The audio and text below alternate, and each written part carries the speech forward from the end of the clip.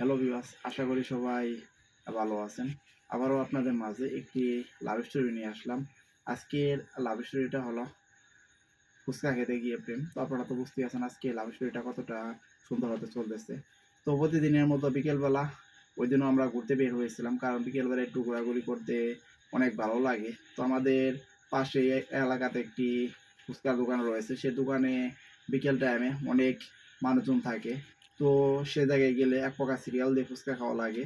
তো তারপরও একটু নিজেকে নিজেই বোঝাই যে যেহেতু এত সুন্দর এই জায়গায় বেচাকেনা করার এত সুন্দর মানুষ, সবগুলাই তো এর মাঝে সিরিয়াল ধরে একটু খাইলেও ভালো লাগবে। তো তার জন্য আমরা গিয়ে সিরিয়ালে দাঁড়াই। তো এরকমভাবে সিরিয়ালে থাকার পর পরিশেষে আমরা ফুচকা পাই। ফুচকা নিয়ে একটি বেঞ্চে গিয়ে আমরা বসি। তো আমরা যে বেঞ্চে গিয়ে বসি তার ঠিক সামনে আমরা খেয়াল করি আরেকটা মেয়ে অনেকক্ষণ যাবত সে দাঁড়িয়ে আছে ফুচকা খাওয়ার জন্য। তো আমি গিয়ে সরাসরি তাকে বলি, কি সমস্যা আপনার? তো সে বলে যে অনেকক্ষণ যাবতই দাঁড়িয়ে আছি, তো নিতে পারতেছি না মানুষজন বেশির কারণে। তো আমি তাকে বলি যে আপনি চাইলে আমি আপনাকে হেল্প করতে পারি। তো তখন সে আমাকে বলল অবশ্যই।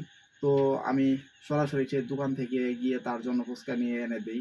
তো এরকমভাবে আমরা বসে থেকে একসাথে অনেকক্ষণ গল্প করি আর ফুচকা খাই।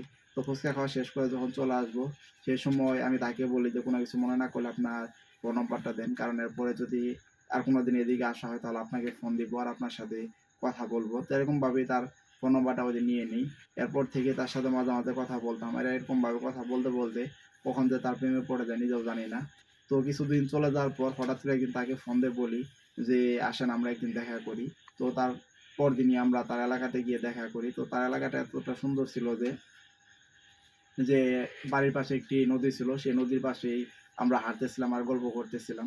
তো এরকমভাবে আমাদের দিনগুলা কাটতেছিল। তো আপনারা এতক্ষণ পর্যন্ত যারা আমার লাভ স্টোরিটা শুনলেন, তারা সবাই ভালো থাকবেন।